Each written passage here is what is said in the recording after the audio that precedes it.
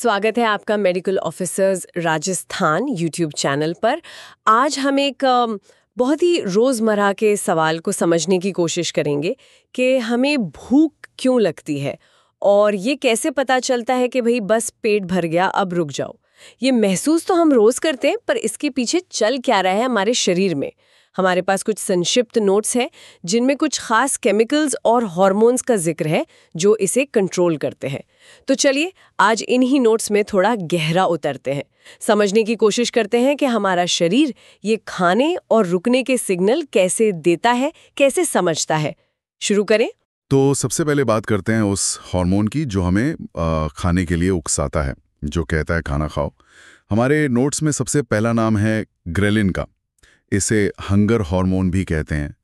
ये क्या है और कैसे काम करता है? जी देखिए, ग्रेलिन जो है ये मुख्य रूप से हमारे पेट मतलब स्टमक की जो दीवारें हैं वहाँ की कोशिकाएं बनाती हैं, और इसका जो सबसे पहला काम है वो है दिमाग को भूख लगने का सिग्नल भेजना। इसको हम वैज्ञानिक भाषा में ओरेक्सीजेनिक प्रभाव कहते हैं। ओरेक्सीजेनिक मतलब जो भूख पैदा करे। हाँ बिल्कुल, भूख बढ़ाने वाला असर। ये सीधे दिमाग के एक हिस्से हाइपोथैलेमस के लैटरल एरिया को, जिसे लोग हंगर सेंटर भी कहते हैं, उसको जाके एक्टिवेट करता है। अच्छा, तो ये है वो हार्मोन जो पेट में चूहे दौड़ाता है एक तरह से। हाँ कह सकते हैं, लेकिन ग्रेलिन का काम यहीं खत्म नहीं होता। एक और काफी दिलचस्प बात यह है कि ये ग्रोथ हार्मोन जीएच के रिलीज को भी स्टिमुलेट करता है पिट्यूटरी ग्रंथि से। अरे वाह, भूख और ग्रोथ हार्मोन, ये कनेक्शन तो थोड़ा अनपेक्षित सा है। क्या मतलब हुआ इसका? क्या शरीर खाने की जरूरत को विकास से जोड़ रहा है? ऐसा हो सकता है, खासकर बढ़ती उम्र में या जब बॉडी को रिपेयर की जरूरत हो। ये एक खास तरह के रिसेप्टर पर काम करता है जिसे जीएच सिक्रेटागॉग रिसेप्टर कहते हैं। तो ये सिर्फ मुझे भूख लगी है सिग्नल नहीं, शायद ये शरीर को एनर्जी और बिल्डिंग ब्लॉक्स चाहिए वाला सिग्नल भी है। ये तो काफी गहरा जुड़ाव लगता है। और ये ग्रेलिन का सिग्नल तेज कब होता है, मतलब किन हालात में ये ज्यादा बनता है? नोट्स में कुछ वजह बताई गई हैं? हाँ, कुछ खास परिस्थितियां हैं जहां ग्रेलिन का लेवल बढ़ जाता है। एक तो बहुत कॉमन है उपवास या फास्टिंग।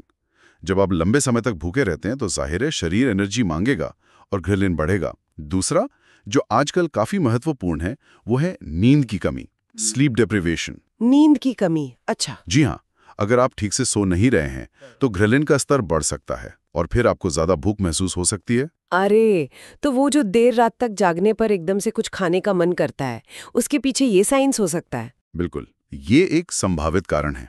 और एक रेयर जेनेटिक कंडीशन भी है, प्रीडर-विली सिंड्रोम। उसमें ग्रेलिन का स्तर बहुत ही ज्यादा, मतलब असामान्य रूप से ज्यादा होता है, जिसकी वजह से मरीज को हर वक्त तेज भूख लगती है और मोटापा बढ़ता जाता है।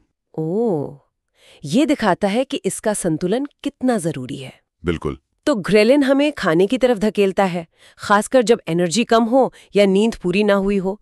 पर जाहिर है हम हमेशा खाते तो नहीं रह सकते, कोई तो ब्रेक भी होगा सिस्टम में जो कहेगा बस अब रुक जाओ। यही शायद दूसरे हार्मोन का रोल आता है। लेप्टिन का जिक्र है नोट्स में। इसे संतुष्टि हार्मोन या सटाइटी हार्मोन कहते हैं। ये कैसे काम करता है और ये ग्रेलिन के असर को कैसे काउंटर करता है? हाँ, लेप्टिन की कहानी भी उतनी ही रोचक है, पर यह ग्रेलिन से बिल्कुल उल्टा काम करता है। लेप्टिन जो है ये बनता है हमारे शरीर के वसा ऊतक में, यानी एडिपोज टिश्यू में। वसा ऊतक में मतलब फैट सेल्स में? जी हाँ, तो लॉजिकली शरीर में जितनी ज्यादा वसा होगी उतना ही ज्यादा लेप्टिन बनेगा आमतौर पर। यानी शरीर की चर्बी खुद ही दिमाग को सिग्नल भेज रही है कि मेरे पास काफी स्टॉक है। हाँ, एक तरह से यही। लेप्टिन खून के जरिए दिमाग तक जाता है और हाइपोथैलेमस के एक दूसरे एरिया को वेंट्रोमीडियल एरिया, जिसे सटाइटी सेंटर या संतुष्टि केंद्र कहते हैं, उसको बताता है कि शरीर में एनर्जी का भंडार पर्याप्त है। वसा के रूप में एनर्जी स्टोर्ड है, इसलिए अब और खाने की जरूरत कम है। ये भूख को कम करता है। इसे कहते हैं एनोरेक्सीजेनिक प्रभाव। अच्छा, तो ग्रेलिन गो सिग्नल, लेप्टिन स्टॉप सिग्नल, एक तरह का हार्मोनल ऑन ऑफ स्विच। लेकिन यहाँ एक पेंच है। नोट्स में मोटापे और लेप्टिन रेजिस्टेंस की बात है। अगर मोटे लोगों में फैट ज्यादा तो लेप्टिन भी ज्यादा होगा, तो उन्हें भूख कम लगनी चाहिए, पर अक्सर ऐसा होता नहीं। ये क्या मामला है? ये बहुत ही कीलक बिंदु है और मोटापे को समझने के लिए बहुत जरूरी है। जैसा आपने कहा, ज्यादातर मोटे व्यक्तियों में लेप्टिन का लेवल खून में ज्यादा ही होता है, समस्या ये है कि उनका दिमाग, खासकर हाइपोथैलेमस, लेप्टिन के इन बढ़े हुए लेवल्स के प्रति असंवेदनशील या कह लें रेजिस्टेंट हो जाता है। मतलब सिग्नल तो आ रहा है, जोर जोर से आ रहा है, पर दिमाग उसे ठीक से पढ़ नहीं पा रहा। जैसे जैसे किसी ने कानों में रुई डाल ली हो। हाँ, ये अच्छा उदाहरण है, बिल्कुल ऐसा ही। दिमाग को लगता है कि लेप्टिन कम है, भले ही असल में वो बहुत ज्यादा हो। नतीजा, दिमाग भूख के सिग्नल बंद नहीं करता और ना ही वो शरीर को ज्यादा एनर्जी खर्च करने के लिए प्रेरित करता है। शरीर को लगता है वो भूखा है, जबकि एनर्जी स्टोरेज फुल है। यही है लेप्टिन रेजिस्टेंस, और ये मोटापे को बनाए रखने में बल्कि बढ़ाने में भी एक बड़ा फैक्टर है। ये तो एक दुष्चक्र जैसा हो गया। मोटापा, ज्यादा लेप्टिन, लेप्टिन रेजिस्टेंस और मोटापा। लेकिन क्या इसका उल्टा भी होता है?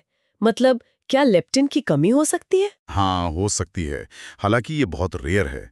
अगर किसी में जन्म से ही लेप्टिन बनाने वाले जीन में कोई डिफेक्ट हो, म्यूटेशन हो, तो शरीर पर्याप्त की लेप्टिन बना ही नहीं पाता। ऐसे में दिमाग को कभी पेट भर गया वाला सिग्नल मिलता ही नहीं, और नतीजा होता है बचपन से ही बहुत गंभीर मोटापा। ओह, तो क्या इसका इलाज है? हाँ, अच्छी बात यह है कि इन दुर्लभ मामलों में बाहर से लेप्टिन देना, लेप्टिन थेरेपी, बहुत असरदार साबित होती है। और सामान्य रोगों में लेप्टिन कब कम हो सकता है? जैसे ग्रेलिन के बढ़ने की वजह थी। हाँ, तो जैसे ग्रेलिन नींद की कमी और फास्टिंग से बढ़ता है, लेप्टिन इन्हीं स्थितियों में कम होता है। जब आप भूखे रहते हैं, स्टार्वेशन मोड में जाते हैं या ठीक से सोते नहीं हैं, तो शरीर एनर्जी बचाने की कोशिश करता है। लेप्टिन का लेवल गिर जाता है। इससे संतुष्टि का सिग्नल कमजोर पड़ता है और भूख बढ़ जाती है। तो नींद की कमी तो डबल अटैक करती है। ग्रेलिन बढ़ाकर भूख जगाती है और लेप्टिन घटाकर संतुष्टि कम करती है। ये तो वजन कंट्रोल के लिए नींद कितनी जरूरी है, ये साफ दिखाता है। वाकई, ये ग्रेलिन और लेप्टिन का जो बैलेंस है, ये बड़ा पेचीदा है। एक एक्सेलरेटर, एक ब्रेक। पर क्या आप भूख और खाने की इच्छा बस इन्हीं दो पर टिकी है? नोट्स में एक और नाम है, एंडोकैनाबिनॉइड्स। ये क्या बला है और इनका क्या रोल है इस पूरी कहानी में? एंडोकैनाबिनॉइड्स, हाँ, ये इस कहानी में एक और एंगल जोड़ते हैं, खासकर जब बात सिर्फ जरूरत की नहीं बल्कि खाने के मजे की आती है, आनंद की। ये हमारे शरीर के अंदर ही बनने वाले केमिकल्स हैं। एंडो मतलब अंदरूनी। कैनाबिनॉइड्स, ये नाम कुछ जाना पहचाना सा लग रहा है। कहीं इसका कनेक्शन भांग या गांजे से तो नहीं? बिल्कुल सही पकड़ा आपने। एंडोकैनाबिनॉइड्स दिमाग में उन्हीं रिसेप्टर्स पर काम करते हैं जिन पर भांग या मारिजुआना में मिलने वाला मुख्य एक्टिव कंपाउंड THC काम करता है। इन रिसेप्टर्स को कैनाबिनॉइड रिसेप्टर्स CB1, CB2 कहते हैं, और ये दिमाग में कई जगह होते हैं, जिनमें हाइपोथैलेमस और एक और एरिया, न्यूक्लियस अकम्बेंस, शामिल हैं। हाइपोथैलेमस तो हमने देखा भूख रेगुलेशन में है। ये न्यूक्लियस अकम्बेंस क्या करता है? न्यूक्लियस अकम्बेंस जो है वो दिमाग के रिवॉर्ड सर्किट का हिस्सा है, इनाम वाला सर्किट। ये प्लेजर, मोटिवेशन और हाँ, एडिक्शन जैसी चीजों में भी शामिल होता है। एंडोकैनाबिनॉइड्स इन दोनों जगहों पर, हाइपोथैलेमस और न्यूक्लियस अकम्बेंस पर असर डालकर खाने के व्यवहार को प्रभावित करते हैं। तो कैसे प्रभावित करते हैं? भूख बढ़ाते हैं या घटाते हैं? ये भूख को बढ़ाते हैं, और ये सिर्फ खाने की इच्छा नहीं जगाते, बल्कि खाने से मिलने वाले प्लेजर या कह लें स्वाद के अनुभव को भी बढ़ा सकते हैं। यहीं पर वो होम्योस्टैटिक और हेडोनिस्टिक ईटिंग का फर्क आता है। होमोस्टैटिक, हेडोनिस्टिक मतलब? होमोस्टैटिक मतलब जरूरत के लिए खाना, एनर्जी बैलेंस बनाए रखने के लिए।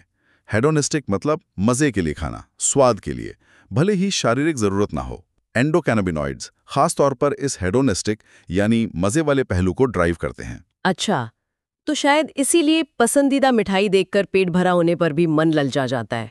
और वो जो बाहरी कैनाबिनॉइड्स हैं, जैसे मारिजुआना यूज करने पर जो तेज भूख लगती है, जिसे मंचीज कहते हैं। हाँ, वो मंचीज इसी सिस्टम का नतीजा है।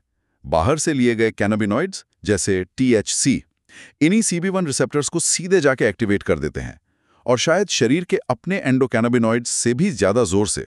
नतीजा होता है भूख में एकदम से तेजी, खासकर टेस्टी, हाई कैलोरी खाने की क्रेविंग। ये दिखाता है कि ये सिस्टम भूख और खाने के रिवॉर्ड वैल्यू को कंट्रोल करने में कितना पावरफुल है। तो मतलब ये सिर्फ पेट भरने का सवाल नहीं, ये दिमाग के रिवॉर्ड सिस्टम का भी मामला है। ग्रेलिन जरूरत बताता है, लेप्टिन कहता है रुको, और एंडोकैनाबिनॉइड्स कहते हैं वाह, इसमें मजा आ रहा है। तो हमने देखा कि ये भूख और संतुष्टि का पूरा नेटवर्क कितना जटिल है। ये सिर्फ पेट के खाली या भरे होने का सिग्नल नहीं है। इसमें पेट से ग्रेलिन आ रहा है, फैट टिश्यू से लेप्टिन आ रहा है, और दिमाग के अंदर एंडोकैनाबिनॉइड्स जैसे केमिकल्स भी हैं जो जरूरत और मजा दोनों को मॉड्यूलेट कर रहे हैं। बिल्कुल, ये एक मल्टी लेयर्ड मतलब कई परतों वाला सिस्टम है। बहुत सारे हार्मोन्स, न्यूरोट्रांसमीटर्स एक दूसरे से बात करते हैं। आज तो हमने सिर्फ 3 बड़े खिलाड़ियों की बात की। इनके अलावा इंसुलिन है, कॉर्टिसोल है, आंतों से निकलने वाले और भी हार्मोन्स हैं जैसे PYY, GLP-1। ये सब मिलकर तय करते हैं कि हमें कब, क्या और कितना खाना है। और ये समझना इसलिए भी जरूरी हो जाता है क्योंकि जब इस सिस्टम में कोई गड़बड़ी होती है तभी मोटापा या ईटिंग डिसऑर्डर या दूसरी समस्याएं सामने आती हैं। जैसे हमने लेप्टिन रेजिस्टेंस का उदाहरण देखा कि कैसे वो मोटापे को बनाए रखने में मदद कर सकता है। हाँ, और ये हमें ये भी समझाता है कि क्यों वजन कम करना या डाइटिंग करना सिर्फ विल पावर यानी इच्छा शक्ति का खेल नहीं है। ये शरीर के अंदर के गहरे बायोकेमिकल सिग्नल्स हैं जिनसे लड़ना मुश्किल हो सकता है। इन सिस्टम्स को समझना ही बेहतर स्ट्रैटेजी बनाने में मदद कर सकता है, चाहे वो लाइफस्टाइल बदलाव हो या भविष्य में दवाइयों का विकास। बिल्कुल, ये पूरी बातचीत हमें भोजन के साथ हमारे कितने जटिल रिश्ते की एक झलक देती है। ये सिर्फ फ्यूल भरना नहीं है, इसमें गहरे शारीरिक संकेत और मनोवैज्ञानिक पहलू भी शामिल हैं। आज की चर्चा से एक विचार मेरे मन में आ रहा है जिस पर शायद हमारे श्रोता भी सोच सकते हैं। हमने देखा कि नींद की कमी ग्रेलिन, जो भूख बढ़ाता है, को बढ़ाती है और लेप्टिन, जो संतुष्टि देता है, उसको कम करती है। अब सोचिए, आज की जो हमारी लाइफस्टाइल है, भाग दौड़ भरी जिंदगी, जिसमें क्रॉनिक स्लीप डेप्रिवेशन यानी लंबे समय तक नींद पूरी ना होना बहुत आम हो गया है। तो क्या ये संभव है कि ये चीज़ दुनिया भर में जो मोटापे की महामारी बढ़ रही है उसमें एक अनदेखा लेकिन बहुत बड़ा योगदान दे रही हो? ये बस एक विचार है, लेकिन इन हार्मोन्स की केमिस्ट्री जानने के बाद ये सोचने पर मजबूर जरूर करता है।